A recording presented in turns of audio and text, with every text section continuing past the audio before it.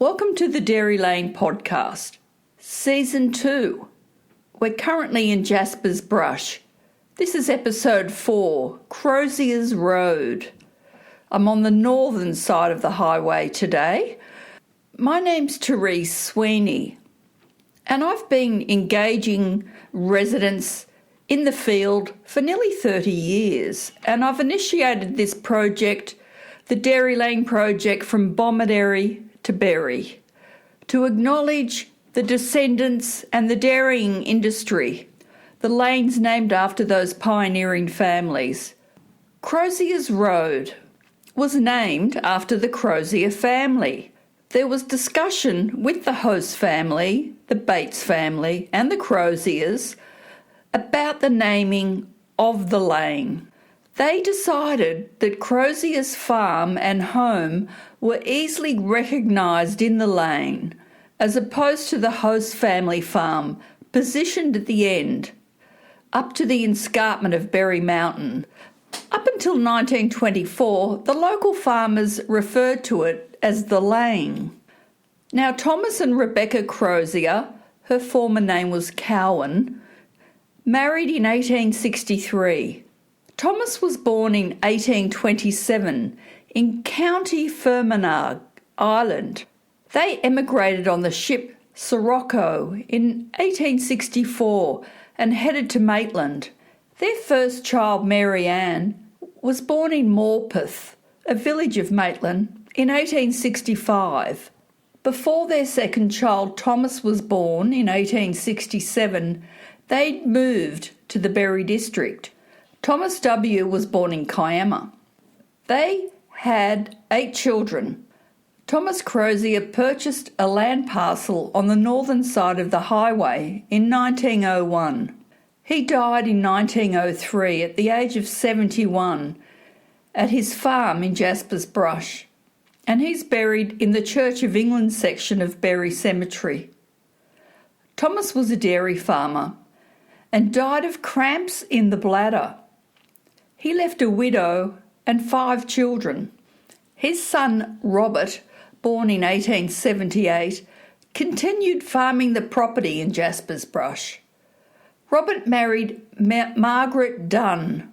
They also had 5 children. Robert sat on council at the time of naming Croziers Rd, as did members of the Host family. His daughter Mary Ella, known as Ella, married Harry Bates, and they took over the farm and ran it for many years before selling in 1973. A large fig tree sat near their homestead, the signature sign to their property. It may still be standing. Descendants from the Croziers still reside in the Shoalhaven region. The second family I'd like to introduce, the Faulks family. Their name is connected to Jaspers Brush for at least 6 generations. Their property was called Mount Victory, a dairy property. John Sr. was born in 1799 in Leicestershire, England. He married Mary Yeomans in 1825 in Yorkshire. They migrated on the ship Mary in 1830, docking in Tasmania. John Sr. came to the Shoalhaven in 1836. He passed away in Milton in 1894. They had 6 children. His first 3 were born in Ireland, others in Sydney, Moreton Bay, Queensland, Coolangatta, New South Wales, Ulladulla and Falls Creek. John Jr. was born in 1831 in Sydney and married Martha Boxall, who was born in Sussex in 1837 and had migrated on the ship Neptune with her parents Thomas and Mary Boxall, arriving in Gerringong in 1839. They married in 1959 in Gerringong and had 9 children. 3 passed at a young age. They lived in Maru for a bit and then moved to land in Strongs Road, Jaspers Brush, to the Mount Victory dairy farm. Both joined the Salvation Army in 1884. John Jr. laid the first block of the Salvation Army Hall in Nowra and donated the land and paid for the building of the hall. Martha died of breast cancer in 1915 and John Jr. passed in 1923. John Jr. was one of 4 brothers. He was also one of the developers of the Yalwal goldfields, his holding being extensive when the field was a payable proposition. He sold his interests there later. He resided at Maru and Jaspers Brush for a long time, and he was active in political affairs, and he lived until age 93. Their 6th child, Elijah Taylor, born 1870, known as Taylor, moved from Condobolin to the family farm at Jaspers Brush in 1902 with his wife and 5 children. All 5 attended Jaspers Brush Primary School. The farm was later divided into 2, and their sons Les and Cecil dairied there. Les married Elizabeth Devitt, and they had 2 children. Cecil and his wife Gwen had 3 children. Again, all attended Jaspers Brush Primary School. Les and his son Eric sold their farm in 1969 to Steve Marsh. In 1970, Cecil sold his farm and moved to Nowra. This brings us to the Host family. Johann Joseph Host was born in 1818, a Catholic from Urbach, Germany, who married Elizabeth Engelhardt, who was also born the same year, also a Catholic from Ostrich, Germany. They married in 1849 and migrated that year on the ship Parland, arriving in Sydney Harbour. Their first son Jacob was born in Kiama in 1850. They had 6 children. On board were 165 German immigrants connected to the wine industry. Johann was known as Jean in Australia and lived in Kiama for 12 years. He purchased 52 acres at Broughton Mill Creek in 1862 for £306 sterling. Jean developed the property into a vineyard and orchards, and it was highly regarded by the community. He sold the land in 1872 and returned to Sydney to become the licensee at the Kent Hotel. In 1881, he returned to the Shoalhaven to visit family and drowned in the river. His son, Louis Charles Host, was born in Kiama in 1851, and he arrived in the Shoalhaven at the time of his father's land purchase in 1862. He was a farmer and married Mary Elizabeth Reid in Berry in 1875. They had 9 children. Their 9 children were named George, Susan, Ernest, David, Alfred, Victoria, Miriam, Herbert, and Walter. Lewis bought property at Falls Creek and farmed there for many years. Until recently, it was known as Host's Farm. Lewis sold the Jaspers Brush farm to his son Ernest and retired to Kiama in 1909, but later decided to return to Berry, where his youngest brother Charles built his house Rosebank in Albany Street, Berry. Louis Host was an outstanding gardener and planted a garden at the Jaspers Brush property that had some fruit to pick all year round. His bananas were very good for this climate, and his vegetable garden was just as plentiful and well tended. Louis was also a superb horseman. They say to see him in the saddle when he was in his 80s was a picture to remember. He loved his animals and gardens, his home too. Louis and his wife kept them all in perfect condition. The tragic death of his youngest son, Lieutenant Walter Joseph Host, who died from wounds received in the battle at Somme in France in July 1916, was a terrible blow to him. He was so proud when Walter then only 14 years of age, was chosen to attend the coronation of King George V in 1911 with the New South Wales Cadets, and again when he received the military medal. There is a stained glass window commemorating the memory of Lewis Charles Host and his wife Mary Elizabeth Reid, and a memorial to Lieutenant Walter Joseph Host in the Church of England, St Luke's, Bury. The Host family's property consisted of approximately 500 acres at the end of Croziers Rd, Jaspers Brush. Built on top of the escarpment at the back of the property was a rock wall to stop boulders and rocks falling down onto the land. This was built through convict labour. Lewis's sister Mary, born 1856, married John Muller, who was the son of Jacob Muller. They married in the Catholic Church in Nowra in February 1877, and they continued to live on a farm leased by John in Coolangatta. 16 years later, John bought land at Maru from the Berry estate. John built Pomona, where they lived, which is referenced in Season 1, Lamon's Lane, featuring Patrick Muller. Back to Lewis. His son Ernest was born in Broughton Vale in 1880, one of 9 children, and he later inherited the farm, as I've previously mentioned, at Jaspers Brush. Lewis purchased the 2 land parcels in 1896 and 1900. Ernest married Eliza Gall in Sydney in 1909. Ernest's next brother David Charles, who was born in 1883 at Jaspers Mount, purchased a land grant himself in 1911 on the northern side of the highway. He was 28 years of age at the time, and he passed away in 1960. Ernest had a son named Ken, who married Mary Ulrich and purchased the farm from his mother Eliza after his father passed. It was paid off in stages.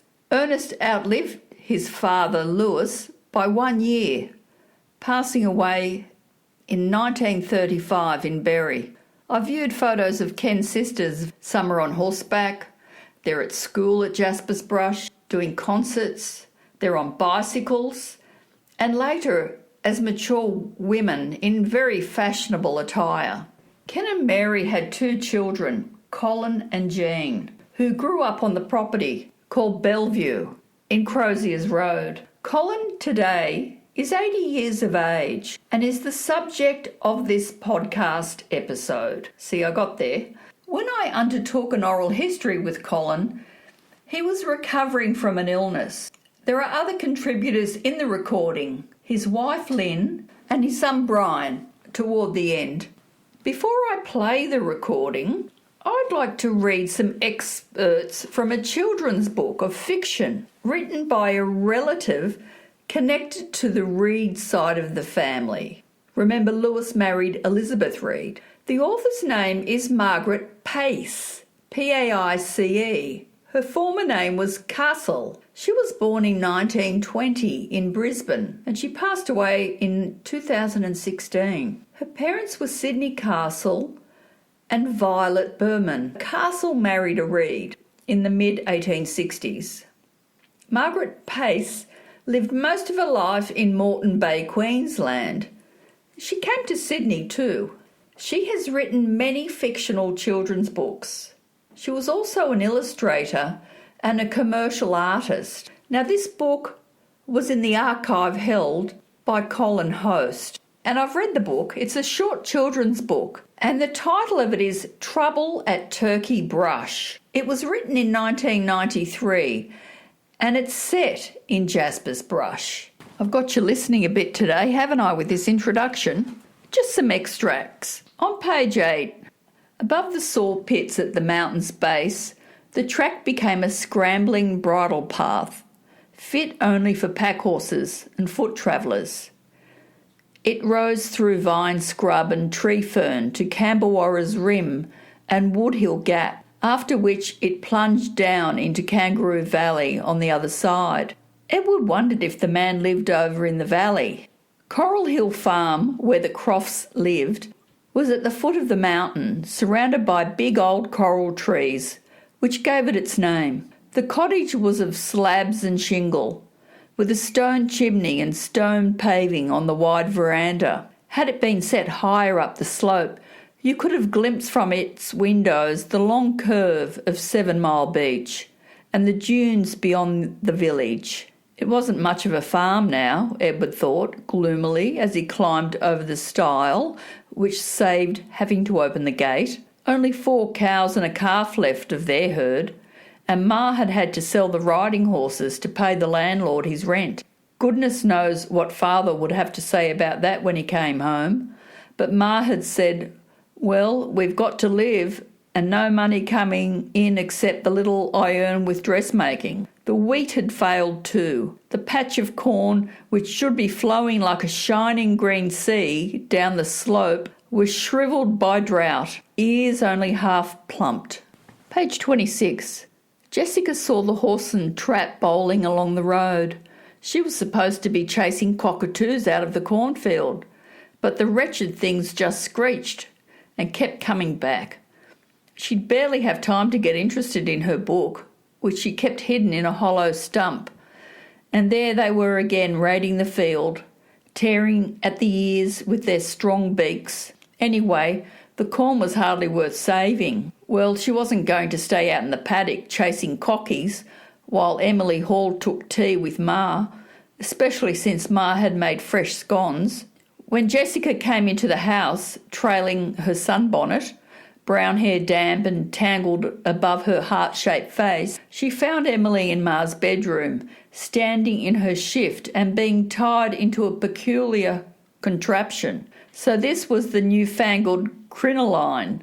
Mrs. Hall and her mother were adjusting tapes on what looked like a steel-ribbed cage, which was intended, one supposed, to keep the skirt away from the wearer's legs. "However are you going to sit down?" Jessica wanted to know. Ma looked up. "Jessica, your boots are all over soil. Do put your house slippers on and comb your hair, child. Emily, can you not turn this way a little? There, now let's see how the gown fits." Page 37.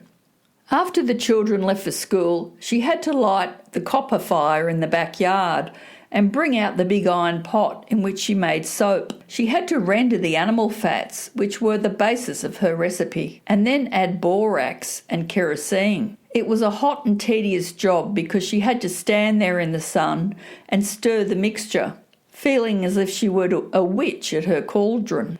When that was finished and the soap set to harden in its moulds, she went inside to bake bread. She noticed there was not much flour left, so the children would have to go to the mill, and it would have to be seconds this time, for she couldn't afford fine white flour any longer. Then there was Emily's dress to be finished off. She did hate to take money from a friend for the sewing, but pride must be put in one's pocket, along with the need. She was busy sewing when she heard the sound of a horse and trap turning into the dooryard. Surely not Eliza Hall again so soon. Going to the door, she was surprised to see the erect figure of Mr. Petrie, the minister from Kiama, who gave twice-monthly sermons to the villagers of Cedar Creek. He seldom made calls on his parishioners. She whipped off her apron and patted her hair, then hurried to let him in. He had walked round to the front, for it was not his way to approach the kitchen of a house. She showed him into the front parlour, blue eyes quickly checking its neatness. In spite of the day's sultriness, the minister wore his frock coat, stock and top hat, but the stock was limp under his bristling side whiskers. Mrs. Croft offered him tea, but he declined. "I have only a moment to stay." A few little samples for you. Anyway, I enjoyed the book. Written for young people, obviously, but it was lovely to read something connected to the family and the region as a children's book. I'd like to thank the Dairy family who have contributed so I can make this production, ensuring this history is captured. I now welcome Colin Host.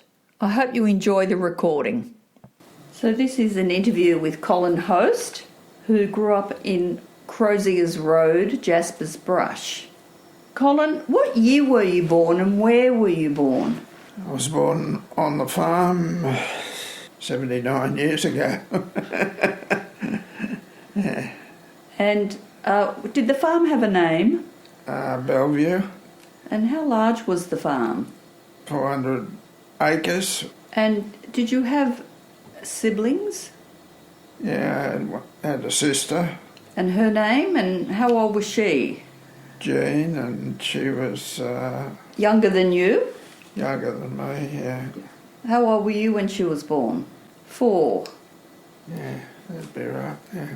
What did you first remember about the farm as a child? You were operating a dairy on the farm?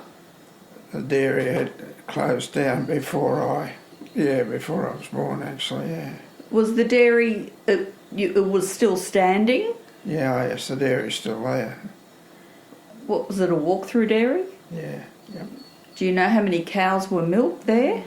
Once again, before my time, but there was probably maximum 50 anyhow. It's only a small dairy. What type of cows? Mixed breed, anything that produced milk. Why was the dairy closed? Well, it wasn't viable, basically. Plus there was a lot of labour involved in dairying, which was a problem for us, yeah.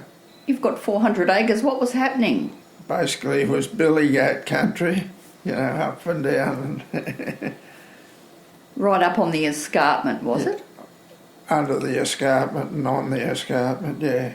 Did you have to do any clearing yourself, or was that done? We did a bit of clearing later in life, but yeah. Tell me about that later in life. Well, we had a section up on the top which was good. We recognised it as being good country for grazing, so we basically hit it with the chainsaws and cleared it. So you were mechanised. Yeah, yeah. What were you planning to graze? A few extra cattle, that's all, yeah. So they were beef cattle? Beef cattle, yeah. Type of beef cattle or colour? Yeah, we tried 2 or 3 different breeds of beef cattle and interbred them, and yeah, we started off with Herefords, but we ran into troubles there with ticks. Being in that sort of country, there was a tick problem, so we had to get away from that. What about water? They had to be we switched to Angus, which we found did well up in that country, so we stayed with them, and yeah. Now, how many numbers are we talking? And Well, we maintained 50 or 60 breeders plus support stock, so we had 120 all up as a rule. And how was that managed on the property, those numbers? Where did you put them all? We had a number of paddocks subdivided into several paddocks, and depends on the terrain. It was fenced to the terrain to make it as efficient as possible. And who were you working with? My father and I, it's the 2 of us. How old were you, and can you tell me your father's name and your mother's name and her former name? Father and mother, that was Kenneth, and Mary. She used to be an Ulrich from Woodhill. Dad died at 86. He died a year after our daughter Deborah got married out at the farm. So that was back in... What year did your daughter get married? I can't remember. That's okay, we can follow that up. How old were you working with your dad at this point with the Angus? I started working out there on the farm when I was 14. Before that, even before I... Who'd be the carrier with the cattle, and how the hell did you get it down from Croziers? We mustered the cattle at the dairy, the old dairy. We had good fencing there, and the farm sort of come down into a valley or something? Valley, yeah, into that area, and it was fenced that way to pocket the cattle into that area. How did you do that? Were you on a horse or...? Tractor as a rule. Sometimes we just walked along to the fences, opened the gates and called them, and they come through. Was there any call you made to them? Did have a call, yeah. We just yelled up the gully. And what sort of tractors were you mustering in? Originally it was the old T.A. Fergie, petrol tractor, and then we got a four-wheel drive. You'd have to, wouldn't you, with that country? Yeah, to do much work on it, you do, yeah. Even then it was dangerous, but anyway, it was a Fiat actually. And who supplied you with that? Ray Watson at Bomaderry. He's related to us too. So. How? Well, Ray directly isn't, but his wife is. So just talking about your father, Ken, his siblings, his brother, and were they around? His brothers and sisters? No. Do you recall their names? Vera Altizer, Merle, yeah. I think she was the oldest. They never lived out there in my time. Did they come and visit you? Yeah, we had family get-togethers there pretty regularly. And what did you do? Just had a get-together Sunday as a rule and had a feed and, yeah. And your mum would cook? Mum would do the cooking and, yeah. Did Mary brew anything at Croziers Lane? There was a sly grog thing up in Woodhill, wasn't there, with the Ulrichs? Yeah. Anyway, Yes. I love that story. You, It was too far to come to town to drink, wasn't it? It was. you telling who used to go there that they told you about? The bush ranger, Ned Kelly, Tell me more. used to come over the mountain from Robertson once a month and pick up a supply of sly grog, which they brewed in the gullies up there and also out on the farm. Do you know how it was made? How they brewed it? I believe it was from waste products, pumpkin skins and that sort of thing that they brewed up, and they did it in the deep gullies around here so that the smell of it didn't cause any interruption or put anyone onto their tail. Unwanted attention. Unwanted attention, yeah. Did it have a bit of a smell to it, do you know? I don't know, but it must have by the sound of it, yeah. He was, according to me, family up there, he was a true gentleman. He come in of a Sunday, had lunch with families up there, and on his way back he picked up his supply of grog. Thinking of horses, did you ride a horse? I did once or twice, but I got thrown off once and I didn't worry about pursuing it after that. So you mustered the cattle.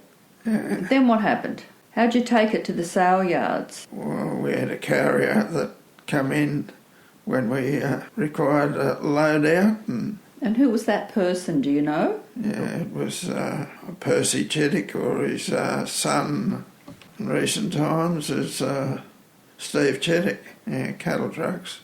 He had a cattle from Kiama actually, had a trucking business. His father was Percy, had a property up here in Moss Vale or Robertson, somewhere up there. Yeah. Do you know where the beef went? Well, it went from here straight to Moss Vale sale yards. It was sold there. How long were you breeding? Yeah, we were bred. Yeah. How long did that last? It was through the 50s, 60s, and right through till today, actually, because there's still cattle on the property out there, which we haven't got the property no more. We sold it recently. How were the cattle numbers over those years? Were they consistent or did it grow? Fairly consistent. We maintained a base herd of about 50 breeders, and the rest was support stock, which, we bred our own support stock and kept them going. Did you have a name for the breed? For your stud? No, it wasn't a stud. No. No stud name, because No. some of them do. Yeah, some of them do, that's right. So is it traditional that you bought the property from your father who bought the property from his father? Is that how it worked? No, it did. When did you take over the property? Well, I didn't actually take over. I Inherited the property. inherited. How old were you then? It was actually our son who went on out and learnt to do the farming with his grandfather, and because Colin had had a bad accident and couldn't work anymore when he was younger. Our eldest son went on out and his grandfather left it to him, and he's the one that's just sold it. So let's talk about that accident if you're up for it. How old were you and what happened to you? I didn't work on the farm permanently when I was much of the time because there was no money in the place, so my dad kept an eye on the cattle and I went out and did odd jobs. I worked for Horlicks down here, or Manila as they are now, for a while, and then I got a job with the RTA on the roads. Did a few other very small odd jobs around just to bring the money in while we were bringing up a family. So Horlicks, that became Manildra. Yeah. What were you doing there? I was a mashman and the brewing Milo products there for 12 or 18 months or so. What are you actually doing? Early morning shift down there, and was cooking the malt or whatever it was for the big vats down there. Yeah. Ladles? Yep. And who were you working with there at the time? Do you remember any names? Tell you who was there when I was there. It was that Gordon Timms, who lost his life out there with a tree accident. His wife been fighting the council and all over trees and whatnot, the rules and regulations. He did everything right, and he was a good bloke too, really good bloke, yeah. So where did you have your accident? You were at RTA for a bit on the roads? I worked with RTA on the roads, yeah. What were you doing there? Driving, compacting machinery and... Compacting on the roads? Yeah.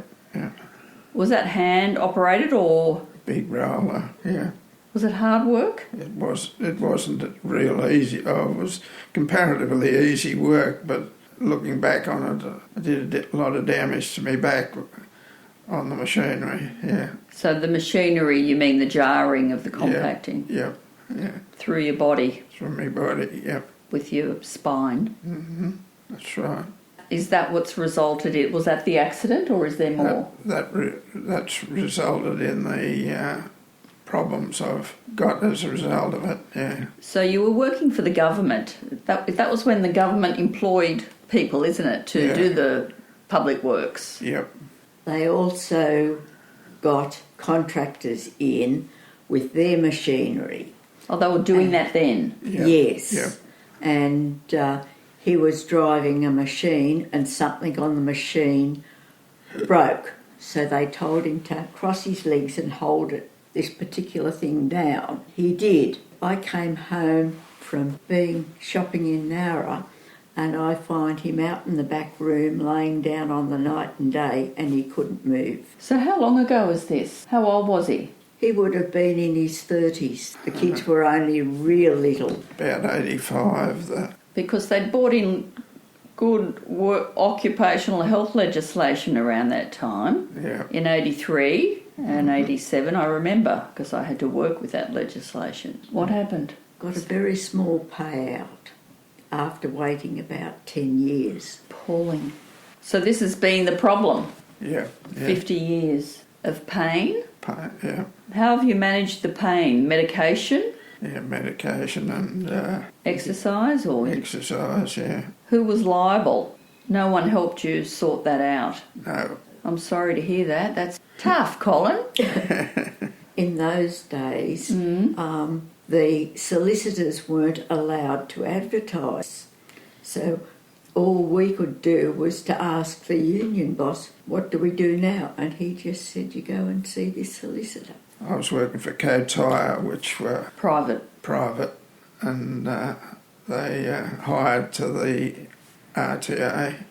Yeah, so they were a contractor. Yep. Mm-hmm. And they didn't do the right thing by you. Probably my own fault for not knowing what... You can't know everything. No. That's not your role. No, I just had to wear it. And so where did that leave you after that? Were you medically retired, or you were just left? Left. Just left, yeah. Oh, I still battled on and did what I could, but yeah. When did you meet your wife? What's your wife's full name? Your name, yeah, Lynn, and you were Kerr in those days, weren't you? Yes, I was Kerr in those days. My husband had passed away. I Second- was a Coombs. A Coos. How do you spell that? Coombs. Coombs. Yeah, Coombs. And you married a Kerr who The passed? same as what used to be on the banknotes. Okay, Coombs. Is that relation? Very distant. You grew up in Homebush? Yes, and I attended the school at Flemington. It was the home science school. How did you meet? We met at the Young Liberals do in at Nowra. They had a ball. Narrow School of Arts. Yeah, I'd taken my younger brother with me. He's handicapped. We were dancing together on the floor, the pair of us. He was nearly knocking people over with his crutches and etc. He was enjoying himself, and so was I. Colin came on over, and that was virtually it. I had the shop at Currarong. It was a general store and a post office with a 24-hour switchboard, everything you could think of, and a petrol station. And my younger brother was put in charge of filling the cars and checking the oil. I worked the switchboard and also the shop. How long were you doing that? I was 26 when I first started down the shop. Bought it in conjunction with my parents and my grandma. We just called it Coombs, Kerr and Lovett, Currarong Post Office store in the 60s. What was Currarong like in the 60s? It was a mad place for surfers. Used to go and surf, and then they'd come on in. Grandma Lovett, give me a milkshake with an egg in it. They all called her Grandma. And what was the population?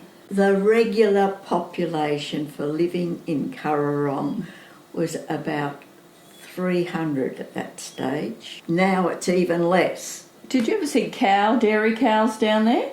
No, but there was plenty of wild horses. Get them coming through, and very few of the houses had fencing right round.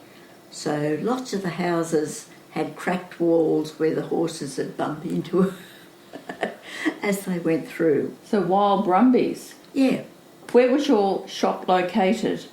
right on the beachfront at Currarong.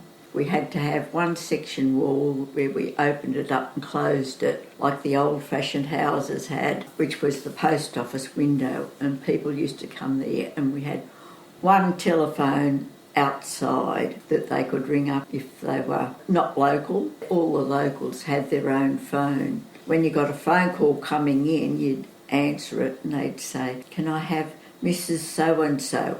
"Okay, 1 minute, she's number 7.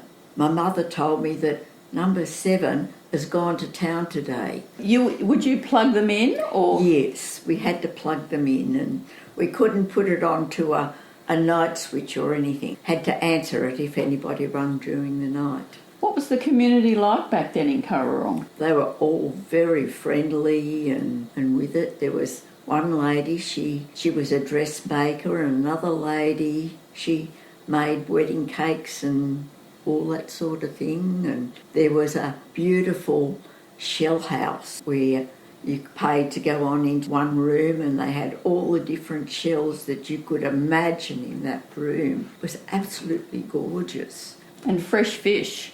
Yes, the fishermen went on out in their boats and...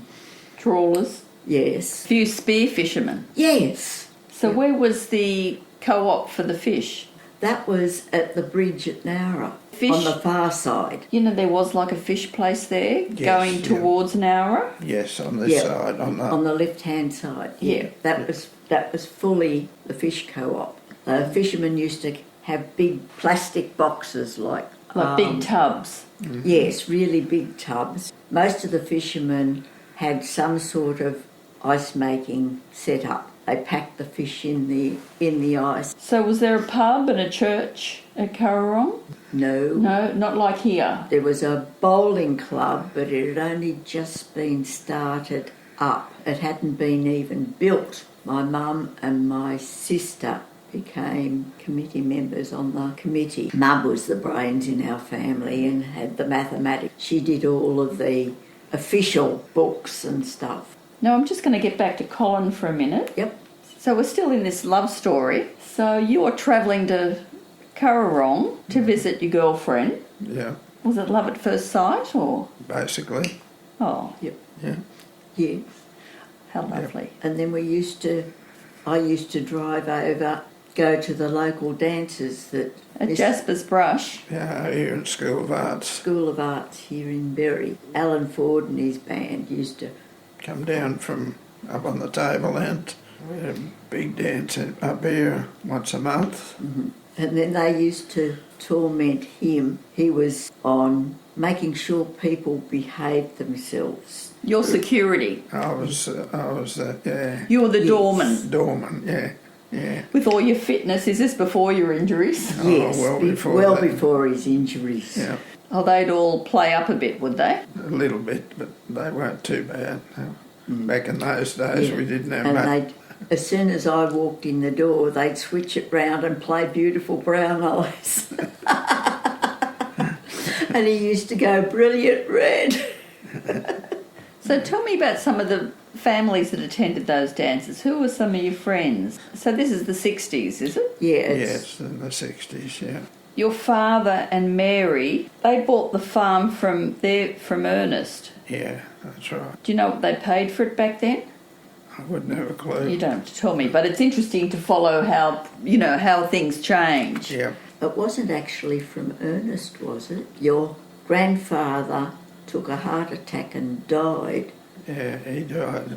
and then your dad Took paid over. your grandma the money to gradually pay off the farm when he took it over. He took it over when he was 15.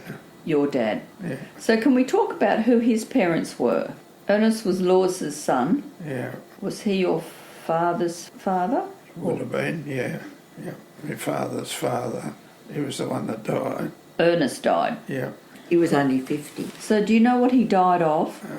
heart attack, I think, yeah. Haven't got a good history for hearts.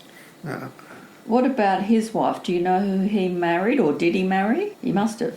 Yes, Yeah. he married. Yeah, You would have just known her as Grandma. She came and visited that's right, yeah.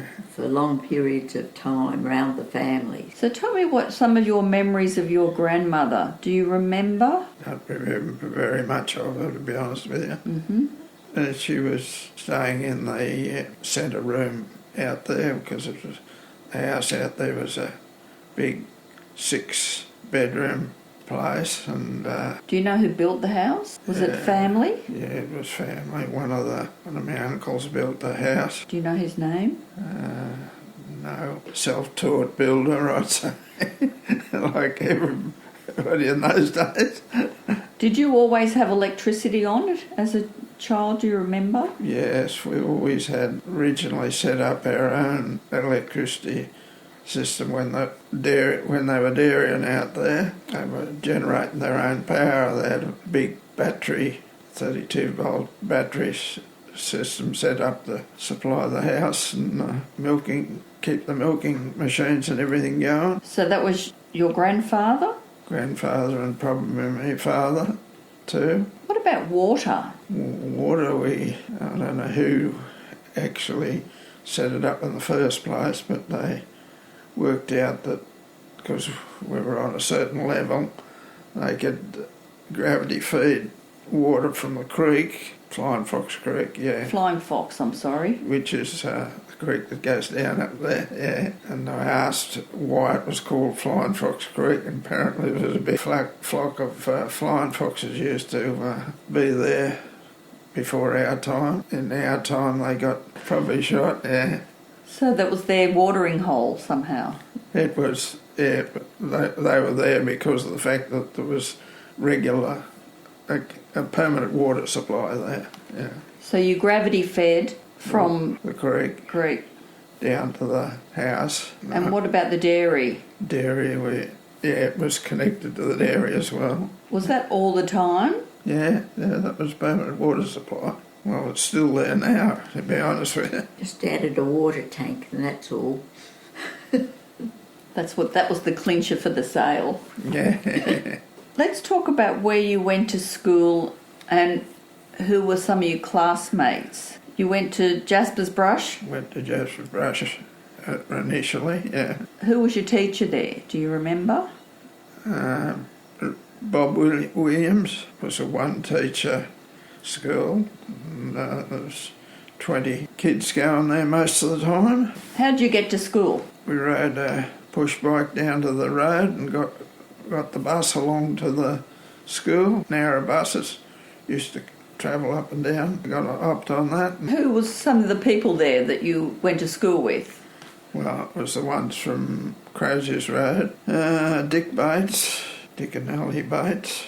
Tell me about the Croziers. I know there's a bit of history on them. I've got some of that, but they lived in the Bates' house before the Bates' came in. I don't know where they came in from, but they did. So you have always held that 400 acres? Yeah, it was an original allotment. It was originally a lot larger. One of his grandparents sold off the top section. Dad sold it off a little bit. A little bit. How much? 100 acres. So it was 500 acres? Would have been 500, yeah. Yeah. When they had the original farm and were dairying, the dry cows went up to the top paddocks. And your father, on occasions, even though he went to Jaspers Brush School, he also went up on the mountain. Bellawonga. Yeah, Bellawonga. There was a school up there, and so he most of the time went to Jaspers Brush, but on occasions they went through the hill. There was apparently some sort of track, and they went on up there as well. Rode on a horseback. So it could have been an old butter trail or something? Yes. Could have been, yeah. It was Angus Miller from here in Berry. He used to sometimes go to the farm before Dad was married, Grandad. They'd both go up that way and down into the valley for the dances, Gus and Ken. Thinking about Jaspers Brush Cooperative and the railway station, did you ever go to the railway station yourself? No. Why not? Too far away for me to be. His auntie, she used to have to go to high school in Nowra. I don't know which one it is. Okay. She used to travel down to Jaspers Brush railway station, and they had to flag it down if they wanted to catch the train there, and then she'd travel into Nowra. And That'd be Auntie Alva, which is... the eldest one. She became a nurse. So let's talk about your son inheriting the property. What year was that? You accepted that? We got professional advice, and because of my back injury, I was advised not to take full possession of the place, to pass it on straight through to my son, which meant there was no inheritance tax or anything like that, or that's the way it went. So tell me your children. How many, and their names and their year of birth? And 4 children. The eldest, he's the one that Robert. took over the farm. So his name is Robert? Yes. Yep. Robert Colin Host. Then after that we had Brian. We were just waiting to adopt a child, and then I got pregnant. So along came Brian 7 years after his brother. He's Brian Kenneth. And then 3 years after that I had Deborah, our only daughter. She got my middle name. She's Deborah Ann. And then we had a surprise baby when I turned 40. So I had Stephen. So Robert's never been married. Brian's married. He has 2 girls. Stephen's married and he has 3 girls. Deborah's married and she got 2 of each. So there's a few grandkids. Yes, 9. You worked a bit with Robert on the farm? Yeah, we worked Side by side at side times? by side. Yeah, got along all right. Yeah. Did you go to Sunday school? No, I didn't go to Sunday school. Were you raised with a religious focus or? Not really, no. I wasn't, no. What about your family, Lynn? Were you raised with a focus? Yes, I was raised with a Church of England focus. I used to look after the minister's kids when I was a teenager, and then after that we lived with my nana as well. She used to regularly talk to us about Christian beliefs, etc. Then we had a partial church round the corner, singing in the choir there for church. When we came down here, we never ever worried about church. And then they started up a little church at Currarong, which was open to one week the Anglicans, another week the Catholics, another week, etc. And so we used to go once or twice. So you moved to the farm. How was that move for you? No, we didn't move into the farm. We had the shop for about 7 years. No, 5. And you're helping Colin? And Colin was helping at that stage and going to the farm. So he was spending 2 days at the shop and 5 days at the farm before we were married. And then after we were married, no, it still was the 2 and the 5. And then we bought this little house here. That we're in today? Yes. Yeah, okay. When he was 3 months old when we bought it. He was 2 when we were fully here after we'd sold the shop. So you live next door to this RSL. What has that been active? It doesn't seem very active. No, it's a returned servicemen's. They have one meeting a month, and they used to let it out. They found that there was too much work replacing what had been damaged to keep letting it out for parties and stuff like that. It became then very quiet, just the occasional meetings, and then they started once a month. The women's section of the RSL would organise doing a dinner. Supper, yeah. Yeah. The men would barbecue the sausages and the rissoles, and the women would do the rest. You've been in Berry a number of years then. Yes. Let's hear what you've got to say, Colin. Peter and Rosemary Muller. The Mullers are old residents of the town. And what about across at the showground here? You would have seen a bit going on over the years. over the years, yeah. Yeah, it's changed pretty dramatically over here with the monthly markets, etc. The only thing that used to be on over here was the Royal Easter Show, and at Christmas time the train would quite often bring in different works for a works party here in the showground. What about the agricultural shows? Did you ever show your bulls? We didn't, no. Your Angus bulls, what did you like about them? Quiet and behaved themselves pretty well and threw good calves. So, yeah. What did they eat? What grasses were you growing, or how were you feeding them? Mainly kikuyu up in out in the open farm, yeah. We did supplementary feed them. A couple of times we brought in a bit of hay when it got really dry out there, but normally they just survived on what was in the paddock. And what about cedar? Was there a lot cut on the property?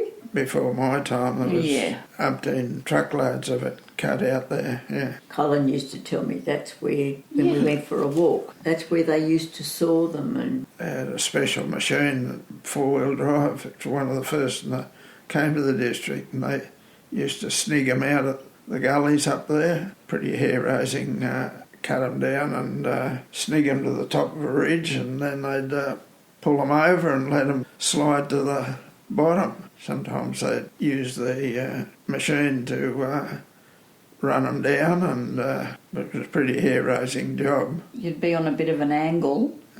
Yeah, oh yes, yeah. Did you ever see any remnants of saw pits? They were obviously dug out certain spots on the place to operate a saw pit there. I thought it was old stump holes that had been dug out, to be honest with you. I think that's what it might have been, actually. because it would have been hand dug. Big trees that had really fallen over and the stumps had left a big hole in the ground. Yeah, Up high on the inclines, Yeah. they just drop them. they drop the trees and sneak them out one way or another. Any stories you might recall from your No. dad or No. before? What sort of trees were on Croziers when you were there that you cleared? Turpy was the main one up on our place, yeah. So what's the full name of that tree? Turpentine. Was there any evidence of a creamery on the property No. near the dairy, or? Oh, well, we used to separate the milk because we had pigs out there in the early days. So you were breeding pigs? Yeah, they were breeding pigs, yeah. What sort? Was there a type? I don't know what type they would have been, but So when you say breeding pigs, your family are breeding pigs? yeah. Well, there used to be old sow pits down near the stalls, long gone now, yeah. Did you have a big veranda on your house? Yes, right round 3 sides anyhow, yeah. Did you see any fires? Terrible storms come over that mountain? Oh yes, it was a wild storm place. 2 big pine trees we had out the front when I was a kid. Well, one of them got hit by lightning, or they both got hit by lightning actually, and we lost one. The other one survived, it's still out there now. Replaced the one that got hit by lightning and killed. Yeah, the new one's grown, yeah. Oh, there was a sleep out for the summertime, which we sleep there if the nights were hot, too hot inside. Did you have your own room? Yep. He had his own room, but in the back area it had a double bed and then 2 single beds. It came in very useful for when my daughter got married. First of all, she had her wedding crew sleep there. They all slept on the veranda that night before the wedding. Oh, yes. And then they all got dressed up and made up, and then my daughter was very calm, cool, collected. She came and did my eyebrows for me because I was shaking so much. You're a bit nervous, were you, Lynn? I was losing my baby girl. Oh. Oh. What does she do? A minister? You mean a politician or a... No. A Presbyterian minister's wife. Okay. Plus she's also a teacher's aide. So Where does she live? Townsville. Do you know why Croziers, like the Croziers lived at some point in Croziers Road? They were the first house on Croziers Road. And On the right-hand side. do you know the story behind, because there was their own municipal councils and whatnot, do you know why it was named after them? I've got my understanding that I can remember from Grandad, and basically when it came down to naming the road, because before that time the roads weren't actually named, Grandad opted not to call it Host Road. The Croziers, from what I understand, had left their house by that stage or had only a few people still living there, and Grandad went, no, call it Croziers Road. Mum, is that correct from your understanding? Yeah, they had a meeting between Croziers and Grandad, and they decided that seeing as Grandad was right up the back and it was easier to call it Croziers rather than Host, because it'd go past and you wouldn't really know. So it was better that the one in front, and then people would call in there and, oh yeah, Host is up the back up there as far as you can go. So that was Ernest Host you're talking about? My granddad is Kenneth Host. That was the story I heard as a child. It would have been Ernest, Ernest. I'd say, that Yep. talked with the Bateses or the Croziers or whatever. A lot of farms had orchards. You haven't mentioned that yet. What do you recall about, did you have the orchard when you were growing up? It's been there all my life. Still remains there now. Not a functioning orchard, but there's still fruit trees there. How big was it in terms of acres? 1.5 acres, 2 acres at the most. Yeah. What are you growing there? Seasonal fruits? Seasonal fruit, yeah. apples, pears and plums and whatever, yeah. It also acted as the free-range chicken pen. Yeah. You had chooks. Because it was fenced in. We had chooks and we had a shed there for the chooks to go in at night time and hopefully lay all their eggs. So you're saying the orchard was covered? It was surrounded with fencing, which was approximately 2.5 metres in height. Then the fruit trees, from what I understand, would have netting thrown over them at different times of the year. Yeah. It's quite a big fence. Yeah. High who made those fences? The fence was made high to try and keep the foxes out, but that didn't exactly work because they just climbed up and over the top. How'd the chooks go then? They did. That's terrible, isn't it? Didn't survive, some of them, but anyway. Originally, who would have built the orchard? Back of my grandfather. Lewis. Yeah, Lewis, yeah. So the original pioneer. Yep. So those fruit trees that are there today, are they the original trees? Perhaps some are. Some would be, yeah. Yep. It's incredibly important. They're the ones Lewis used to supply what came off the trees and take it to the Aboriginal mission that is in Bomaderry. So all surplus fruit Yep. he would deliver. Yeah. Yes. So this is Lewis Host. and It went on after Lewis to the next one. It didn't keep going. at some point the hosts moved Yes. to Kiama. Kiama, yeah. Who was that? That's another brother. Lewis was the original. He purchased the property. Then, He got awarded the land grant? Yes. Yep. Then after that point, he was from Kiama originally, I think. Moved to Broughton Creek, where they had a winery, and apparently from all the history diving that I've done, it was a very, very well-known one. He then purchased or got property up at Falls Creek. Yep, Falls and Creek. then came back down to the coast here. He then handed over to his son, moved back to Kiama, then from that point moved back to Berry into the house Albany, which one of his sons had built. Yep, the one that built the house out the farm. Somewhere in Albany Road. Yes. We know which house it is. Yep, okay. But we don't know the number. Again, it's one of the original houses in Berry. The dairy technology, the innovation that your family were the first. The milking machine that was out at the farm was the original one that was imported to Australia. Dairy in Australia, even though it wasn't connected to power, mains power, they had their own generator. That since in the last 12 months been taken out of the dairy there to be remanufactured and reconditioned by another one of Dad's cousins. Who imported that? Which relative? That probably would have been Ernest. Yeah. So hence the generator you referenced earlier Yep. to power that. It was very similar to what's used in dairies now.